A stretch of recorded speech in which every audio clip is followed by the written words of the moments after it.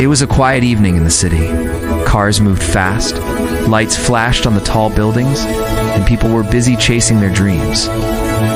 But in one corner of the city, far away from the noise, an old man sat alone on the balcony of his big house. His name was Mr. Aaron Wells, a millionaire known by many, but understood by no one. Aaron had everything that money could buy: a mansion, cars, business, servants.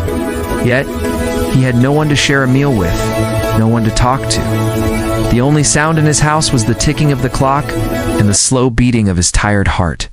That heart, doctors said, would stop in 3 months. A few weeks ago, the doctor's words had changed everything. "Mr. Wells," he had said gently, "you have cancer. It's spreading fast. We can't stop it. You should make peace with your life." For days after that, Aaron didn't speak to anyone. He stayed in his study, staring at old photos of his wife and the child they lost long ago. He had spent his whole life building companies, earning millions, but now none of it mattered. The silence in his mansion grew heavier each day. One rainy night, Aaron took his car and started driving. No destination, just roads. The city was dark and cold, and he didn't care where he went. At a red light, he saw something. 5 boys, maybe 10 to 15 years old, huddled under a broken streetlight. They were laughing, sharing a half loaf of bread, even though they were clearly hungry. Their clothes were torn, their faces dirty, but their smiles were real. Aaron stopped the car and watched them. Something inside him moved, a strange feeling he hadn't felt in years. Happiness. Mixed with pain, he rolled down the window and called out, "Hey boys, what are you doing out here?" The boys looked at each other, unsure. One of them, the oldest, stepped forward. "We live here, sir. Don't worry, we don't steal. We just ... survive." Aaron looked at their small hands, their thin bodies. The youngest one coughed, and another boy tried to cover him with a piece of old blanket. The millionaire felt his chest tighten. For years, he had walked past hundreds like them, never once stopping. But tonight felt different.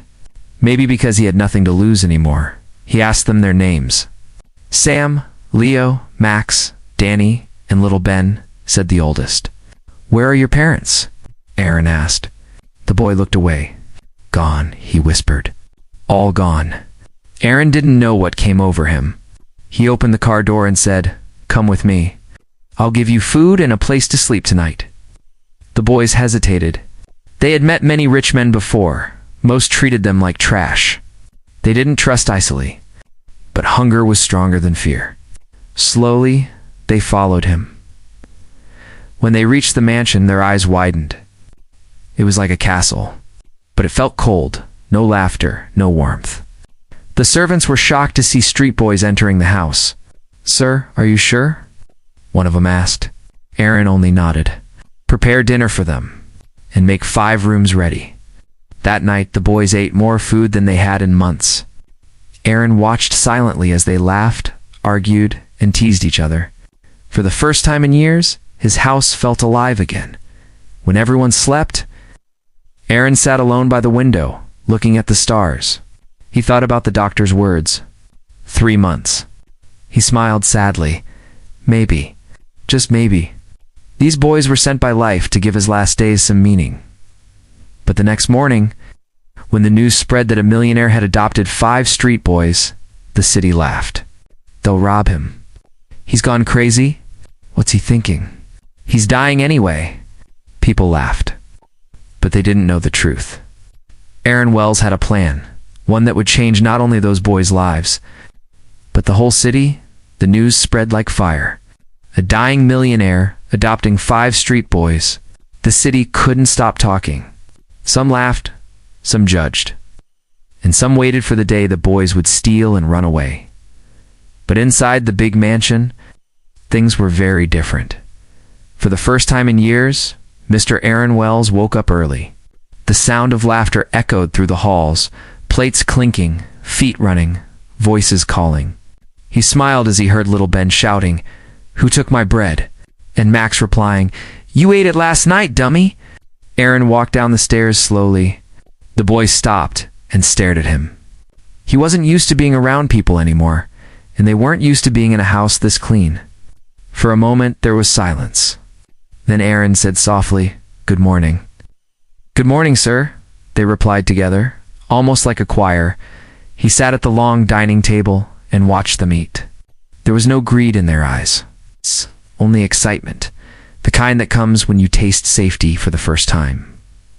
After breakfast, Aaron told them, "You boys can stay here as long as you want, but you'll have to learn something.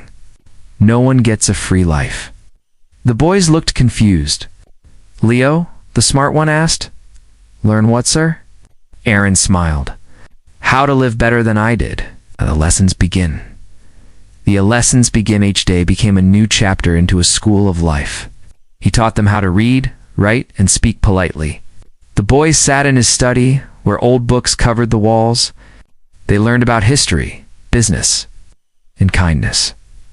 He gave each of them a small diary and said, "Write one thing you learned today, and one dream you want to chase." At first they laughed. Dreams. They had never been allowed to dream. But slowly, words began to fill the pages. Sam wrote, "I want to open a bakery one day." Leo wrote, "I want to be a teacher." Max wrote, "I want to drive cars like rich people." Danny wrote, "I want to help other street kids." Little Ben just drew stars and wrote, "I want everyone to smile." Aaron read their diaries every night.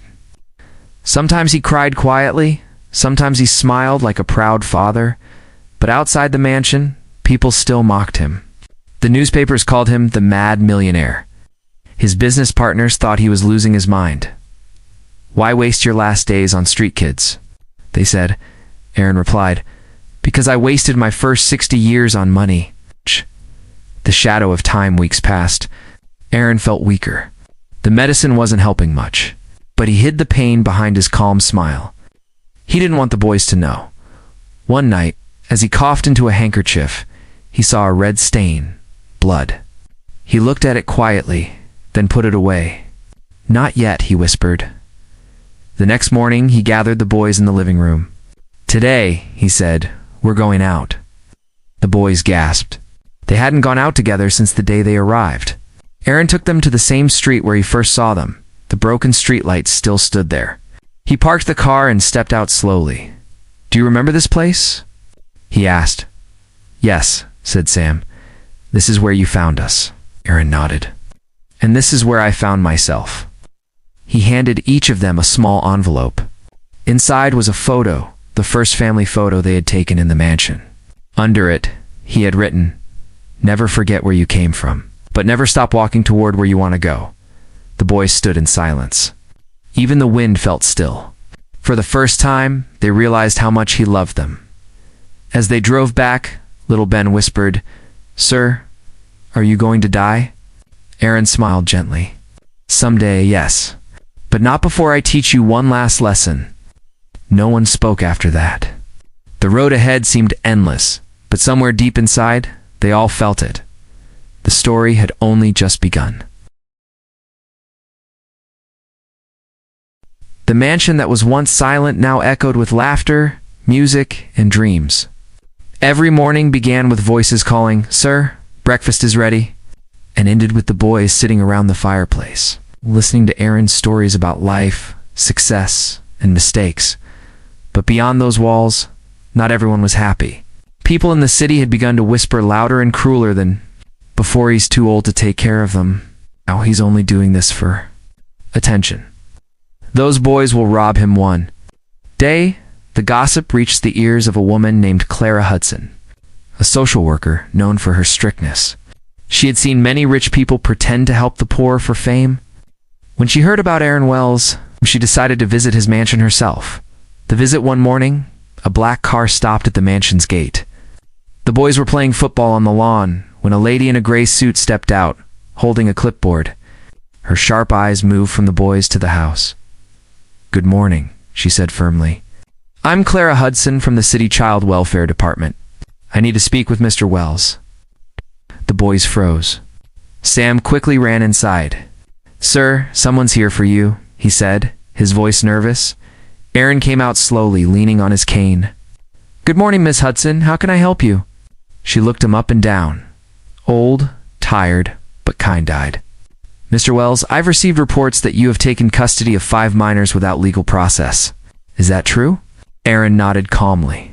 Yes, I took them in. They had nowhere else to go. That's not how it works, she replied coldly. Children must go through the adoption system. You can't just bring them home. Aaron's voice remained gentle. And if I didn't, would you rather they sleep on the streets again? Clara hesitated. She wasn't used to being questioned like that. I'm just doing my job, she said. So am I, Aaron replied softly. Saving lives before mine ends. Doubt and fear that evening, the house felt tense. The boys whispered among themselves. Will she take us away? Ben asked, his small voice trembling. I won't go, said Leo, clenching his fists. He's our family now, Aaron overheard them. He walked in and placed a hand on Leo's shoulder. Don't be afraid, he said. No one can take away what's real. Family is not about papers. It's about hearts. Still, he knew things wouldn't be easy. He had seen the doubt in Clara's eyes, the same doubt that lived in society. The plan the next day. Aaron called his lawyer, Mr. Graham. I need to make my will, Aaron said. The lawyer looked surprised. So soon? Aaron smiled faintly. Time doesn't wait. I want everything clear before I go. He listed 5 names: Sam, Leo, Max, Danny, and Ben. Each boy was to receive not just money, but also ownership in his small businesses. I don't want them to be rich, Aaron said. I want them to be responsible. Meanwhile, he arranged for tutors, medical checkups, and proper documents for adoption.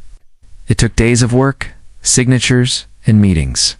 The boys didn't understand the paperwork, but they saw his growing weakness, the way he coughed, the way his hands trembled. The breaking point a week later. Clara returned, this time with 2 police officers. I'm sorry, Mr. Wells, she said. Until the documents are verified, the boys must come with us. The mansion fell silent. Sam stepped forward. We're not going anywhere, he shouted. Max and Danny stood beside him, fists clenched. Aaron raised his hand. Enough. He looked at Clara. Please, give me 2 days. Just 2 days. I'll show you what these boys mean to me. Clara hesitated again. There was something about the way he spoke, calm yet powerful. 2 days, she agreed finally. After that, the law decides. As the car drove away, the boys gathered around Aaron. His face was pale, but his eyes were burning with quiet determination. We have 48 hours, he said softly. Let's make them see the truth. That night, for the first time in years, the mansion lights stayed on till dawn. The old millionaire and his 5 boys were planning something that could either save their family or tear it apart forever. The night felt endless. The mansion lights glowed like tiny stars against the dark sky. Inside, Mr. Aaron Wells sat with his 5 boys around the long dining table. The papers were scattered, documents, plans, drawings, and letters. But what they were building wasn't just a plan, it was a message. Aaron spoke slowly, his voice weak but steady. We have 2 days, he said. 2 days to show them who we are. They see you as street boys. I see you as sons. Now it's time for the world to see the same. The boys nodded. None of them spoke for a while. The fear was real, but so was their love for him. The ideal Leo, always the thoughtful one, broke the silence. Sir, what if we do something big? Something people can't ignore? Aaron smiled faintly. What do you have in mind? Leo looked at his brothers. Let's help the kids who are still on the streets the way you helped us. Aaron's eyes softened. A charity event. Yes, said Sam excitedly. We can feed them, give clothes, maybe find homes for them. Aaron leaned back, thinking. His heart was weak, but his spirit came alive again. We'll do it tomorrow, he said. And we'll invite everyone, even the ones who doubt us. The next morning, the mansion turned into a workshop of hope. The boys cleaned the garden, set up tables, and painted signs that read a home for every child. The chef cooked large pots of soup, and the gardener helped hang bright banners. Aaron watched them from his chair near the window. His body was failing, but his eyes shone with pride. By noon, word spread across the city. Curious neighbors gathered outside the gates. Journalists arrived with cameras, and among them stood Clara Hudson, the same officer who had given him 2 days. She folded her arms, waiting to see what would happen. The event begins at 3 p.m. The gates opened. Dozens of homeless children walked in, small faces covered in dust, eyes full of fear and hunger. The 5 boys greeted them warmly, handing out food, clothes, and toys they had bought using their savings. Sam served soup to the youngest.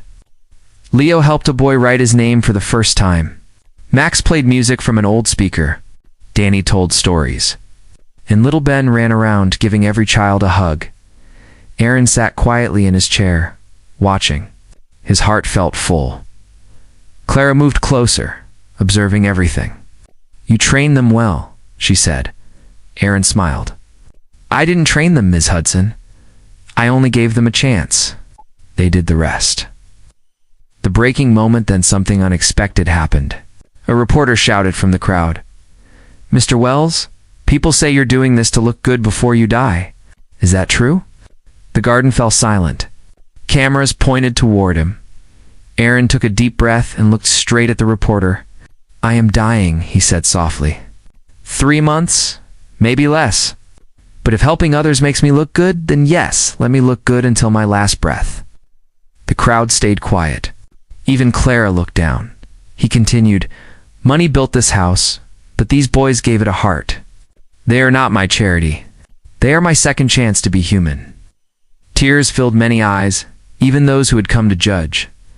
The surprise as the event ended. Clara walked up to him with a folder. "Mr. Wells," she said, "I came here to check your case. But now I have my answer." She handed him an envelope. Inside were the official adoption papers, approved and signed. Aaron looked at her in disbelief. "Already?" She nodded with a soft smile. "I don't need to see more proof. They're your family."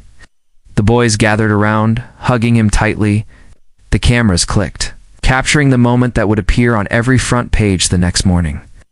The dying millionaire who taught the city what love means. That night, as the mansion went quiet again, Aaron sat by the window, the papers beside him. He whispered to himself, "I kept my promise." But deep down he knew the story wasn't over. Life had one last test waiting. A test no one could predict. The next morning, sunlight poured into the mansion like a quiet blessing. The news of the event had spread everywhere. Newspapers showed pictures of the 5 boys feeding children, and Mr. Aaron Wells smiling proudly beside them. The headline read, "From Streets to Sons, the Miracle Family." But inside the mansion, things were not as bright. Aaron's body was getting weaker each day. His smile stayed, but his strength was fading fast. The decline Sam was the first to notice. One evening, while setting the dinner table, he saw Aaron struggling to hold a glass of water. His hands shook slightly, and his breathing sounded heavy. "Sir, are you okay?" Sam asked softly. Aaron forced a smile. "Just tired, son. That's all." The boys didn't believe him. They took turns staying near his room. Leo read books aloud to him. Max massaged his hands. Danny brought him tea. And little Ben sat quietly, holding his fingers like he might slip away any moment. At night, when everyone was asleep, Aaron often woke up coughing. The sound echoed through the long hallways, harsh, painful, and lonely. He knew the time was close, but there was still something left undone. The hidden letter one morning. Aaron asked Leo to bring him his old writing box. Inside it were several envelopes, one for each boy. He sealed them carefully and placed them inside a wooden chest. "Leo," said softly, "when I'm gone, open this chest with everyone together." "Not before." Leo nodded, though tears filled his eyes. "Don't say that, sir." Aaron smiled gently. "Everything in life has an ending, my boy. But endings make room for beginnings." The final day, the days that followed, were slow and heavy. Doctors visited often, but shook their heads. "He's too weak now," one whispered. On a calm evening, Aaron asked the boys to join him in the garden. The sun was setting, painting the sky in orange and gold. The air smelled like rain. He looked at each of them, their faces no longer scared or hungry, but filled with purpose. "My sons," he began, "when I first met you, I had 3 months to live. But you gave me more life in those 3 months than in my 60 years.